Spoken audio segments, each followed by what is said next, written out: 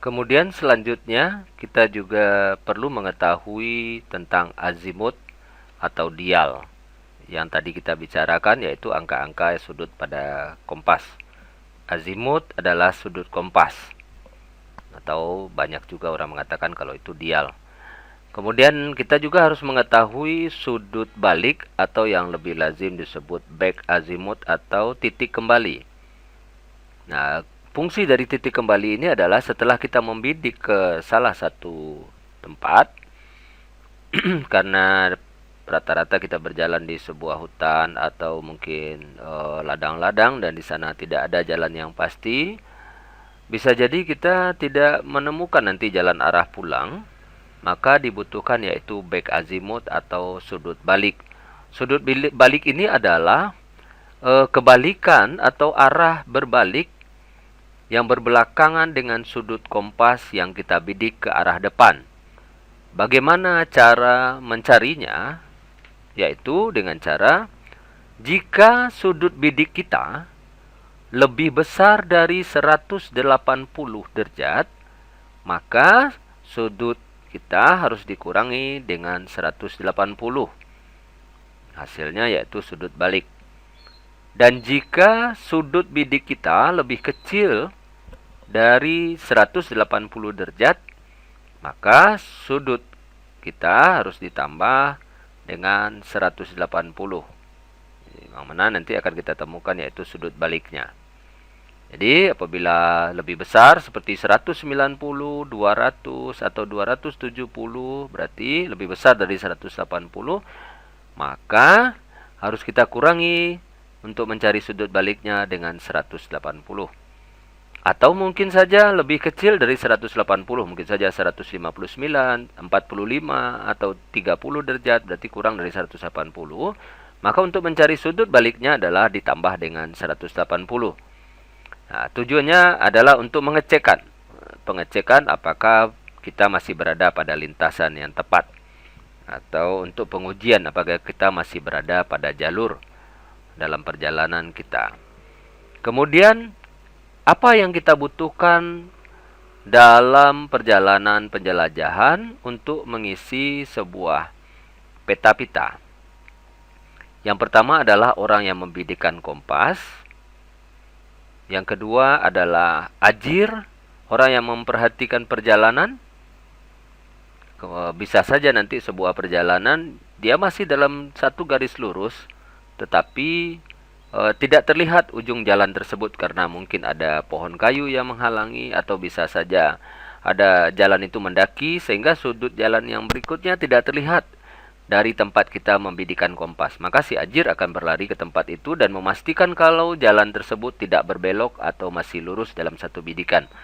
Maka tugas si pembidik adalah hanya satu kali, yaitu membidik ke arah si ajir berdiri pada pertengahan jalan.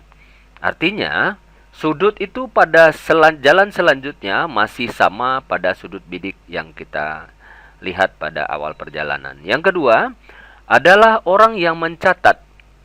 Orang yang mencatat antara sudut bidik, sasaran bidik, kemudian langkah, ada waktu.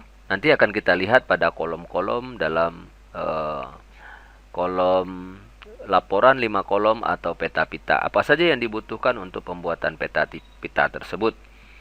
Nah, ini adalah seorang pencatat.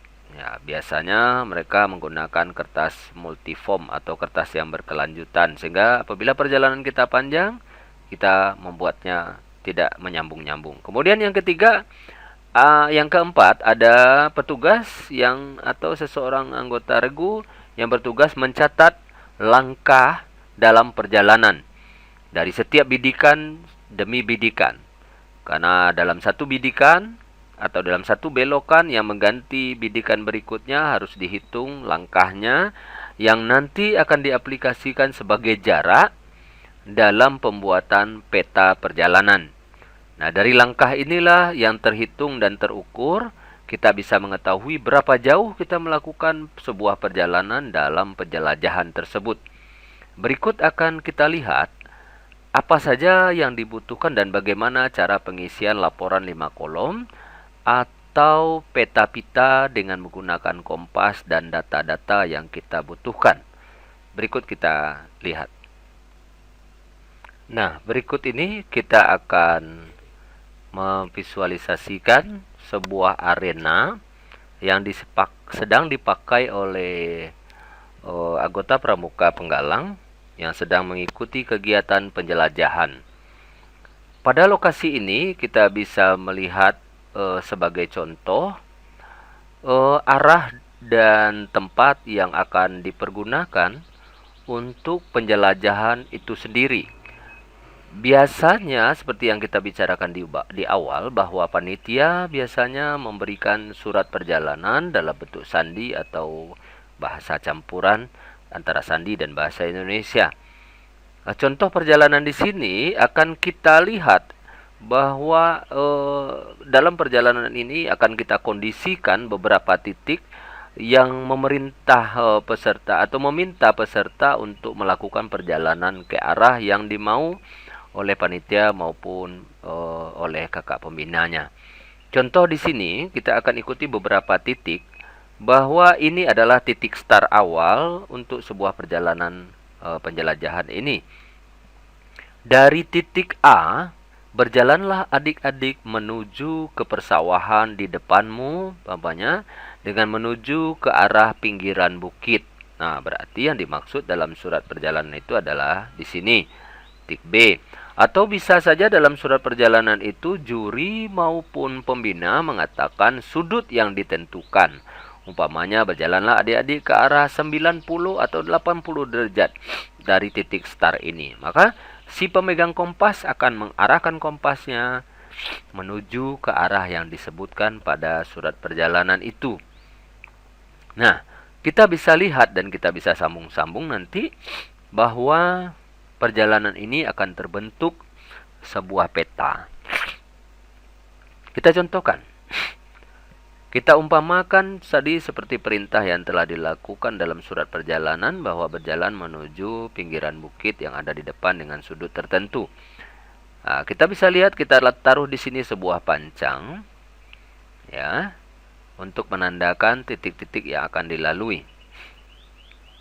Kemudian perintahnya biasanya ikutilah jalan setapak yang di pinggir bukit ini menuju ke arah barat barangkali, atau apa saja sudut barangkali yang diperintahkan, atau dengan mengikuti tanda-tanda jejak yang ada di jalan. Umpamanya seperti itu. Maka adik-adik peserta penjelajahan akan mengikuti jalan setapak ini sampai ada tanda-tanda berikutnya. Bisa saja di sini dibuat oleh pembina maupun juri ada tanda panah menuju ke arah atas bukit sini, karena di sini ada jalan setapak naik.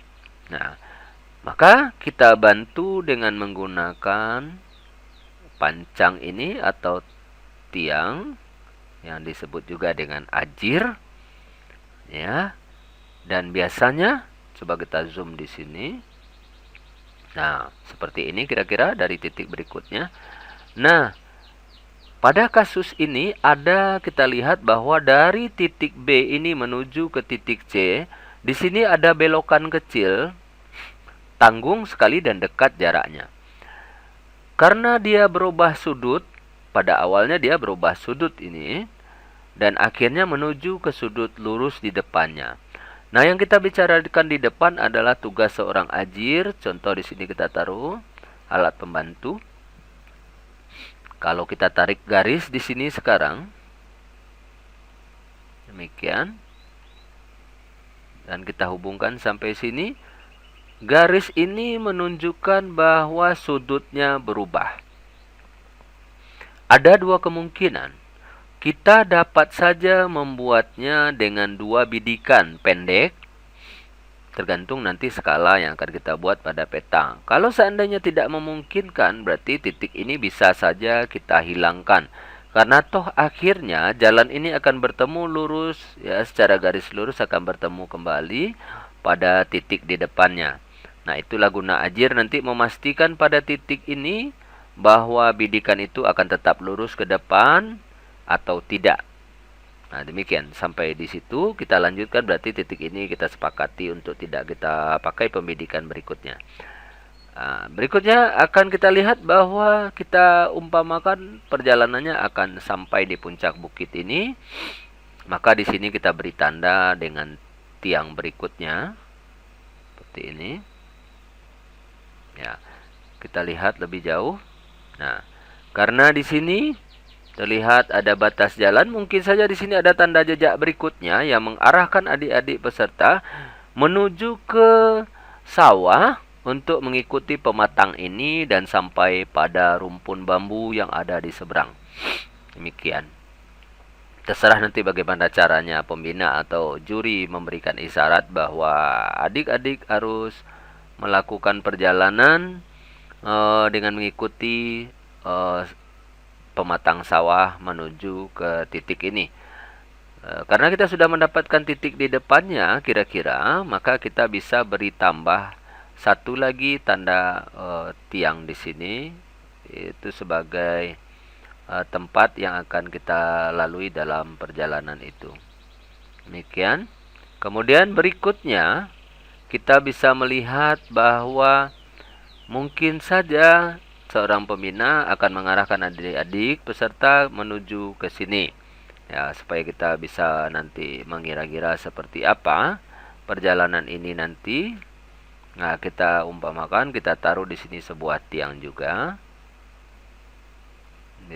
Begitu kira-kira. Kemudian kita lanjutkan perjalanannya menuju ke titik berikut ini. Kemudian pembina meminta kita berjalan di pematang sawah yang ada saungnya di sini, ada pondok sawah barangkali di dekat sawah kering atau apa penjajah, atau dekat ladang penduduk barangkali dengan mengikuti jalan setapak. Nah, kira-kira di balik pohon kelapa ini titiknya sebenarnya, tapi supaya untuk memudahkan kita beri di depan sini saja titiknya. Kemudian nanti akan diarahkan oleh panitia menuju pematang yang ada dari balik pohon ini menuju ke pinggir rumah penduduk yang ada di sini. Kita kembali beri tanda. Begitu. Kemudian tanda berikutnya, berjalanlah adik-adik ke arah belakang rumah barangkali atau dapurnya. Kemudian lanjutkan ke arah perbukitan itu. Nah, di sini ada titik selanjutnya. Begitu.